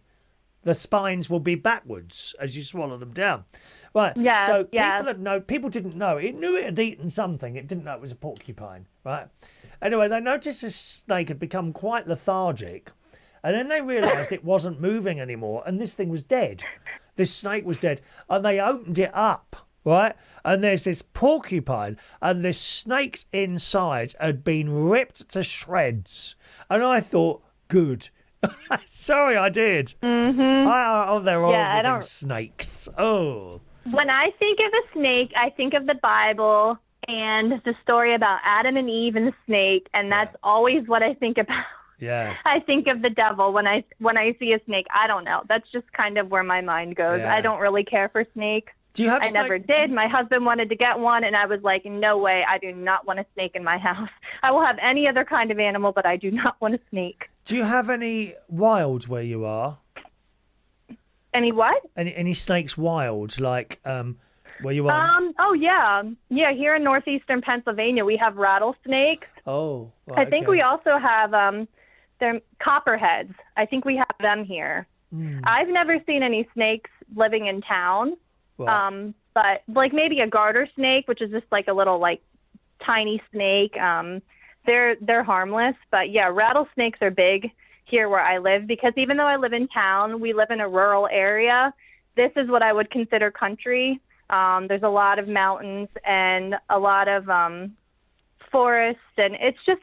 I live in a really, really, really pretty part of the country, I think. I just love the state of Pennsylvania. It's so pretty. And I mean, I really love where I live. And now it's soon going to get warmer and everything's going to start coming in bloom. And we have a really, like, one of the biggest rivers. I know the Mississippi River is the biggest river in the United States, but there is a river called the Susquehanna River that literally is like 4 blocks away from where I live. I can walk down to the river, and it's absolutely huge. Like, your version of a river over in the UK is like a stream or a creek to us here in the United States. Our river is just huge, and there's a lot of boating that goes on in the summertime, and it's just absolutely pretty where I live. I'm very fortunate to live where I do. You know, when you're walking around in the sort of rural area, do you ever hear rattlesnakes? Do you hear them, or not really? No, I've never heard. Oh, actually, I do have a rattlesnake story for you. Oh. It happened, we have a park. It's probably like about 45 minutes from where I live, and it's called R.B. Winter State Park. And there's a man-made little lake there with a beach. It's a really pretty area. And it's probably when I was like 18 years old, because my Grammy was still living at the time. And I was with my boyfriend, who is my husband now, and we all went on a trip to this R.B. Winter State Park. And my dad thought that he would have this genius idea to go back on one of these back roads. And when we were just driving around, he sees this rattlesnake in the middle of the road. And so he proceeds to open up the driver's side door and tries to run over the snake. While me and my boyfriend and my grandmother are in the back seat, my mom's up in the front. She's like telling my dad to shut the door. He's like, it was just it was a scary thing because we didn't know what the snake was going to do. We're telling him to just leave it alone. And he's like, no, I want to get the snake. And anyways, needless to say, we ended up leaving. Yeah, I'd be inclined to sort of leave something alone like that. Yeah. I think the worst things we have here are just wasps, really. That's all we've got here. We don't really have any dangerous things like that roaming the countryside looking to eat us. well, no, but if you get bit by a rattlesnake, you better go to the hospital really fast because they're poisonous. What's the time of death from a bite? I have no idea, but I know that you need to get to the hospital. Yeah. I think Australia seems to be... I don't think we were ever supposed to live in Australia. They seem to have the worst animals ever. You know, spiders, snakes, alligators, they've got them all there. Well, you guys have the little, hedgehogs. I want one of them so bad. They're so cute. No, and we don't have them here. Oh, well, I have a couple come in the garden sometimes, hedgehogs. Do you feed them? Yes, I put. If I've got some cat food, I'll put some cat food out there. Yeah. Can you pet them? I've never tried. I tend to just leave them alone, and I might watch them on one of my cameras. Just going about their business, looking for something to eat. And frogs. I have frogs sometimes. Sometimes I lift them up. Perhaps there might be a pot turned over, and you pick the pot up, and there's a frog underneath it living. That's all right. Yeah, no problem. I have lots of birds come in the garden. Yes, so do I. Wild birds. I did have, as you well know, a problem with pigeons. They've now gone. They've given up now. They've gone, I'm pleased to say. Terrible mess they made underneath my solar panels. So, yeah, there's quite a lot of wildlife going on here. I love watching just like little things like that. That's where I find my happiness. I don't need a lot of things. Yeah, money doesn't make you happy. You find happiness in the small things in life. I've learned that as I've gotten older. Yeah. I don't know. You seem a lot closer to God too when you can just stand outside and you can look in your backyard and you can watch a bird or you can watch like a squirrel or you can just look up at the sky and just bask in the beauty of it all. And that's where you find true happiness. I have a lot of, I think they're blue or yellow tits and robins. I get a lot of robins in my garden, a lot of robins. Funnily enough, I had a dream one night, only a few nights ago, and I woke up, but of course I hadn't woken up. I'm in my dream, and I looked out this window, and there were these massive human-sized robins looking into my window. They were trying to eat you. I don't know what that was all about, but yeah. It's nice to watch over the wildlife, isn't it, Glenda? Yeah, I really like it. And even when we have the bumblebees, because I have butterfly bushes, so last year there were tons of bumblebees all over my butterfly bushes. And I would just go and I would go around to the bumblebees and I'd talk to them and I'd pet their little wings. And they just, because bumblebees don't sting you. No, they're not worried about you at all. No. Yeah. They're not So interested. I just go over there and I like to pet them. People probably think I'm nuts, but I don't really care. No. I went with my mate to Savile Gardens, which is it's not too far, about 20 minutes drive from here, towards sort of, I think it's Ascot way. Anyway, Savile Gardens, and there in the spring and summer it's all roses. You know, this place, you pay a little bit to go in and you walk around and it's all lovely. And this particular bush, there was a massive bush of roses, enormous, went on like a hedge, and you could hear the bees as you were walking up to it. It was so loud. Zzz, millions and millions of bees on these bush. Did a single bee turn round and bother us? No. Not one single bee. They're not interested in us.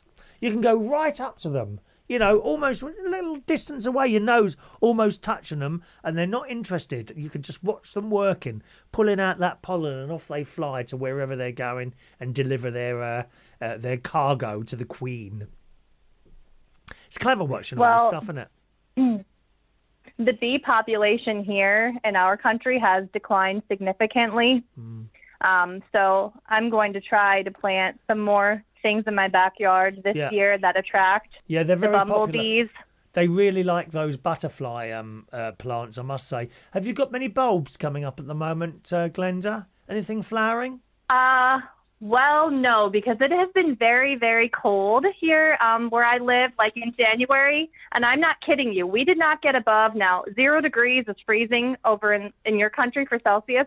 We did not have any days, I don't think, in January, maybe like the first couple days in January. But the rest of the time, we were below freezing. Is that right? Probably the highest temperature that we had in January was, maybe we had like a day or two that was in the 30s, but pretty much it was either in the teens or the low 20s, plus like a 15 to 20 mile an hour wind chill combined with that. So it was very, very, very cold last month. Well, we've now, we've not had a winter. We've had a few cold days here and a few cold days there, but we haven't had a winter to the extent that certain plants that die in the winter haven't died. They're all still going, including, in particular, geraniums. I buy a load of geraniums in the summer, you know, like extra little plants which last through the summer, and then they die when the frosts come. Well, we've had a couple of bits of, I don't know what you would call it, mild frost, little frost periods, maybe of a few hours, but none of the plants have died. Now, that makes me wonder, you know, the cold weather also kills off a lot of insects, like wasps. Yes. Well, maybe because that hasn't happened, we're going to be loads of wasps this year. I hope not. I don't like them. You probably will have more bugs in general because you haven't had that really, really cold weather. And that's like, I hated having it that cold this past January. But, I mean, on the flip side, it is good. My great-grandmother always said you need a really, really good cold spell to kill like all the germs and to kill all the things that need to die. Yeah. In the wintertime. So I don't know. But no, we have no activity of anything blooming yet here in Pennsylvania. And it probably won't be at least until another month or so. Like today, the high is 50 degrees, which is it's fairly mild. It's above average for this time of the year. But I would say come probably the end of March, beginning of April is when things will start to turn green and start to bloom again. Well, we've had about 15 today, which is about 60. We've had 60 today. Oh, well, I'll take that. Yeah, not cold at all. Rachel says she quite likes cobras. She likes cobra snakes. And she also says they've got winds up to 100 mile an hour today through till tomorrow. It's very, very windy where she is up there. Oh, my. Where my caravan is. I Well, hope she it don't better get not blown go away. outside. Oh, I don't want my caravan blown away, do I? No, you don't.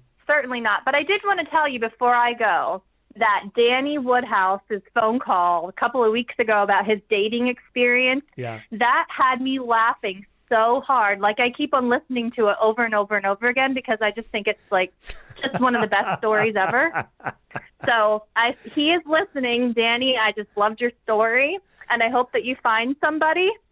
Maybe someday you can make Danny a happy boy. What, me? I don't think so. Yes, he's into girls. you. No, he's into girls, darling.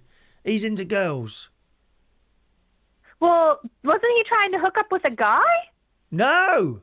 Well, it looked like it, didn't it? But I don't think he realised what was going on. That's how it looked to me. That's how it looked to me. Oh, okay. My sister is also a big fan of Danny's phone calls. I have to tell you that. Yeah, she's a big fan. Well, your sister is so adorable. She is so cute when on those videos with her husband. Yeah. They're like the cutest couple. Yeah. Have you seen the latest one? They've got an infestation of mice in the car. I saw the video posted, but I did not watch it. Oh, okay. Well, that's the latest one. It's all about mice. Aww. Gary Ross says, my orange lilies are growing already, not usually until June and July. They're nice. The trouble with the orange ones, Gary, is that they don't smell. You want to get the pink ones. They've got the most beautiful smell, lilies. Do you like lilies, Glenda? Yes, I do, but I don't have any of them growing in my backyard. Yeah. I don't have any of them. I do have a forsythia that will probably bloom. That will be the first thing that blooms when it starts to get a little bit warmer out. Get some pink lilies. You want the ones with the smell. They just smell beautiful. Pink lilies they are. I don't know what they're called, though. Maybe Oriental. They might be called Oriental lilies. Let me have a look for you so you know what to get.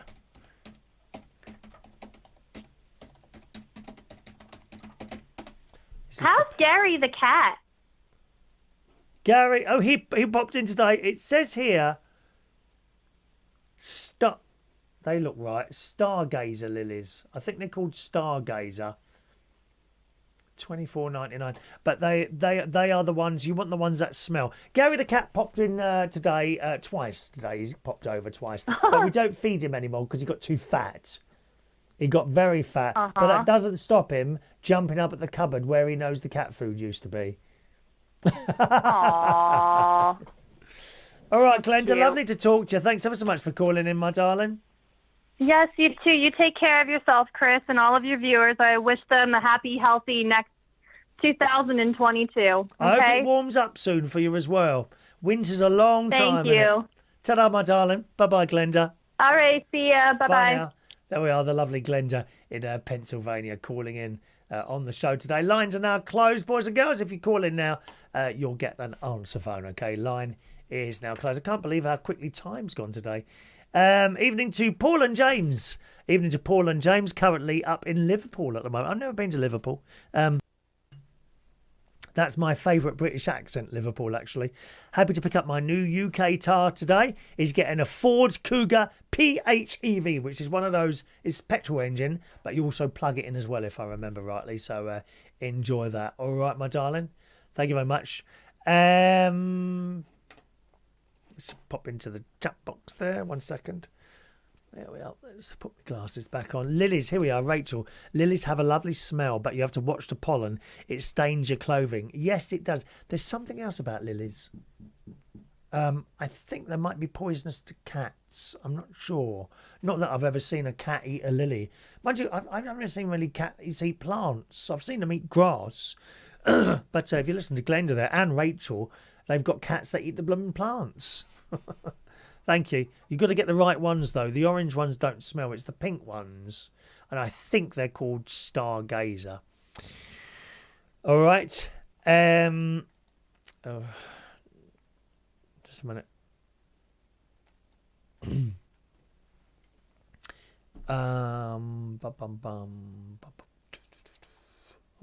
We up to date on all this? I think we are, isn't it? Yeah, we're up to date on all that. Anything else to text there? Done that. Just a second, loves. Let me catch up with my Am I clicking on my texts? There we go. Bang up to date. That's what we like to be, bang up to date. Cup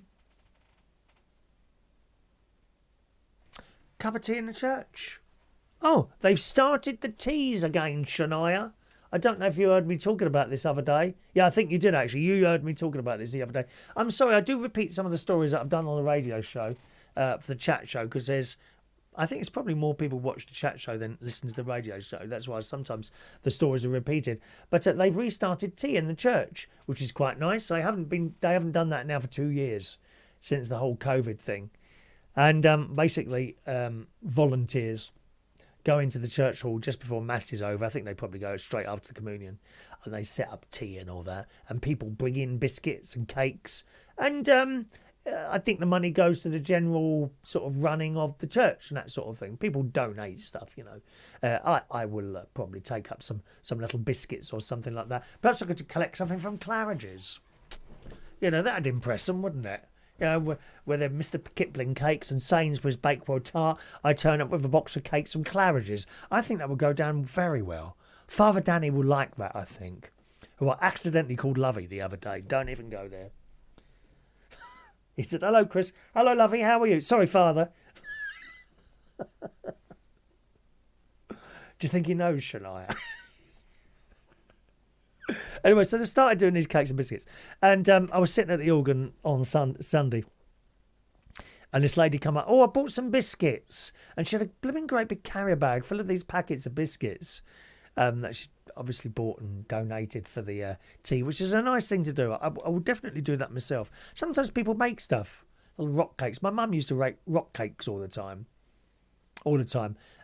My sister and my nephew's wife, Stacey, makes excellent cakes, I've got to tell you. And of course, her daughter can do it now as well. She sometimes makes us a couple of cakes. Unfortunately, they generally eat them before I can get to them. So they all do cakes, and it's a nice thing to make cakes and donate them to the church. So this lady came up with this carrier bag of biscuits, which she handed to someone. I didn't quite see it in the choir, because I've got a big choir there, right? And they're good. They're good, and thank God for that. Now, often the choir there covers my mistakes. I'm quite pleased about that. Anyway, so Mass finished, and I thought, I'll have a cup of tea. So I went outside, and there's a few people I know. "Oh, hello, Chris." Well, the one lady was saying thank you, she enjoyed the organ play, and I thought I'd sit down with her. It's what you do. It's what you do in these little... When you go out for tea, you'd never met someone before, they've said hello, sit down with them, have a cup of tea, find out all about them. And she had 2 children with her, a little boy about 8 or 9 and a little girl probably about the same age.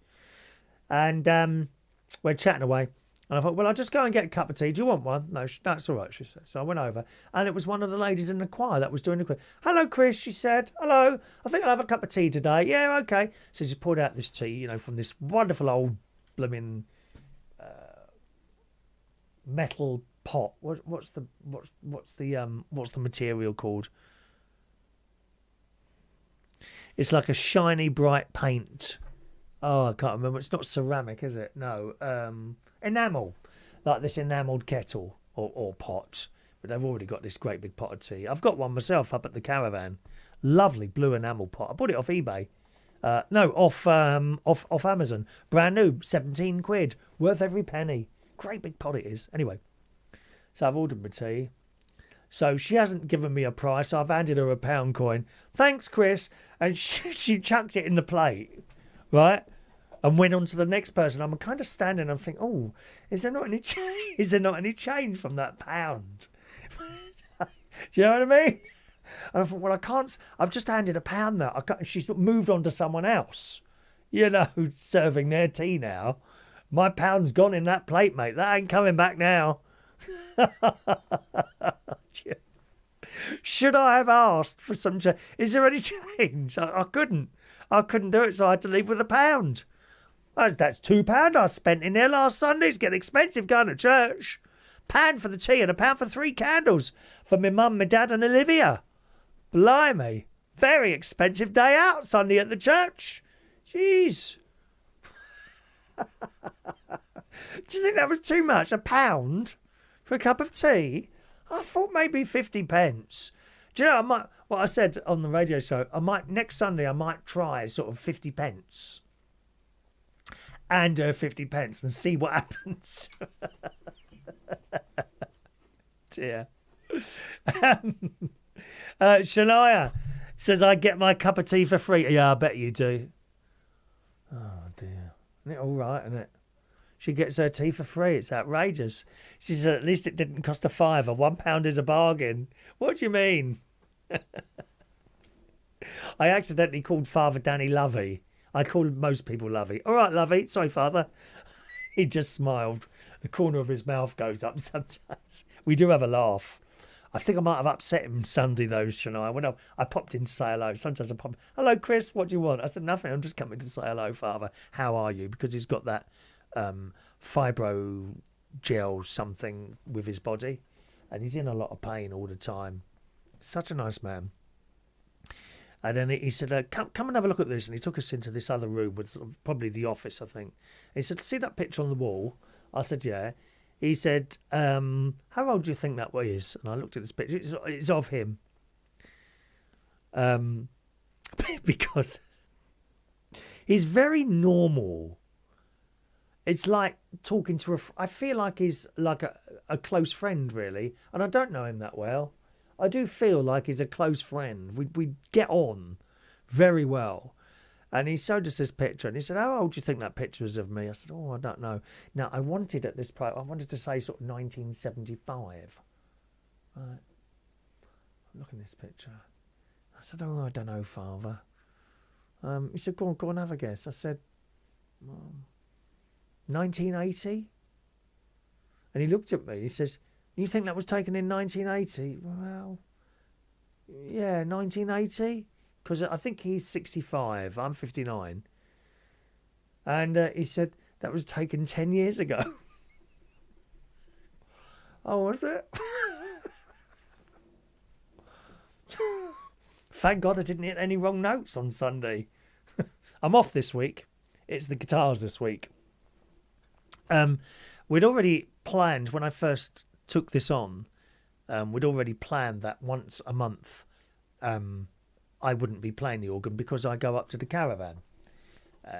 I'd also, when I took the Tuesday night karaoke job, I've already arranged this as well, so that once a month someone fills in for me on Tuesday, so that I can go up to the caravan on Saturday night. You see, after I've finished work on the months it's not open at the moment. On the months so I go up on the Saturday night and I come back on probably Thursday. Ready for Friday at work.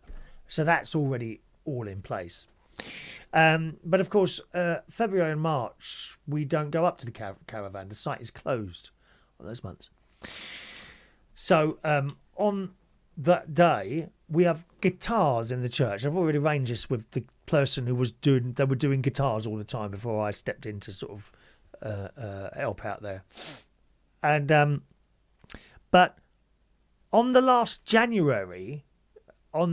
week of January, when I was up at the caravan and they had guitars, I watched it from home, and I thought, do you know what? I think it's quite nice to have the guitars once a month at church. Why not? So come February and March, I'm not at the caravan. Not in February and March, I said to Sheila, she's the one who does the guitar. I said, yeah. She said, yeah. I said, however, I watched it on the telly, and I think it's quite nice, to have a bit of a variation in what goes on. So they're carrying on doing the guitars in the church, you see.